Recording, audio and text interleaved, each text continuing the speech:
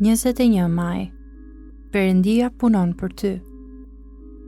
Unë ngres sytë nga malet, nga do të më vinë ndihma. Ndihma ime vjen nga Zoti që ka bërë qiejt e tokën. Ai nuk do të lejoj që të merren këmbët, ai që të mbron, nuk do të dremit. Psalmi 121, 1-3. A ke nevojë për ndihmë? Unë po. Ku e kërkon ti ndihmën? Kur psalmisti ngriti syt lart nga malet dhe pyeti, nga do të më vinë ndihma, ai u përgjigj, ndihma ime vjen nga Zoti, jo nga malet, por nga Perëndia që i bëri ato. Ndihma ime vjen nga Zoti që ka bërë qiejt e tokën. Prandaj, ai kujtoi vetes dy të vërteta të mëdha. Njëra është që Perëndia është një krijues i pushtetshëm mbi të gjitha problemet e jetës.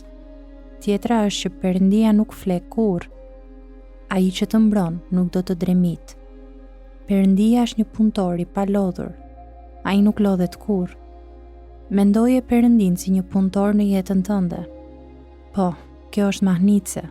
Ne kemi prirjen ta mendojmë veten si punëtor në jetën e Perëndis, por Bibla do që ne së pari të mahnitemi prej faktit që Perëndia është punëtor në jetën tonë. Nga kohët e lashta, askush nuk kishte dëgjuar kurrë, asnjë vesh nuk kishte dëgjuar dhe asnjë sy nuk kishte parë ndonjë perëndi tjetër veç teje, që vepron për atë që ka shpresë tek ai. Isaia 64:4. Perëndia po punon për ne pa pushim. Ai nuk ka ditë pushimi dhe nuk fle. Në fakt, ai është aq i gatshëm të punojë për ne, saqë shkon përreth duke kërkuar që të bëjë më shumë punë për ata që do t'i besojnë atij. Në të vërtetë, sytë e Zotit përshkojnë tërë dheun për të treguar forcën e tij ndaj atyre që kanë një zemër të ndershme ndaj tij. Libri 2 Kronikave 16:9. Perëndisi pëlqen të tregojë mirësinë, urtësinë dhe fuqinë e tij të palodhur, duke punuar për njerëz që i besojnë atij. Dërgimi i birit të tij, Jezusit, ishte mënyra kryesore se si Perëndia e tregoi këtë. Biri i njeriut nuk erdhi që t'i shërbejnë, por për të shërbyer. Marku 10:45. Jezusi punon për ndjekësit e tij. Ai u shërben atyre. Ungjilli nuk është një tabelë që thot kërkohet ndihmë, por një tabelë që thot ofrohet ndihmë. Këtë duhet ta besojmë vërtet, që të jemi gjithmonë të gëzuar.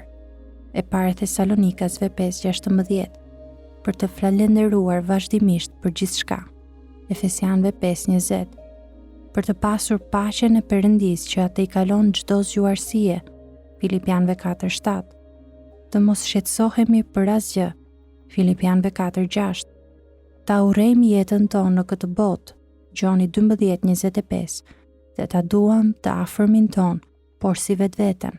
Mateo 22:39. Çfarë vërtete që është kjo? Çfarë realiteti? Perëndia rizgjuar gjithë natën dhe gjithë ditën për të punuar për ata që shpresojnë tek ai.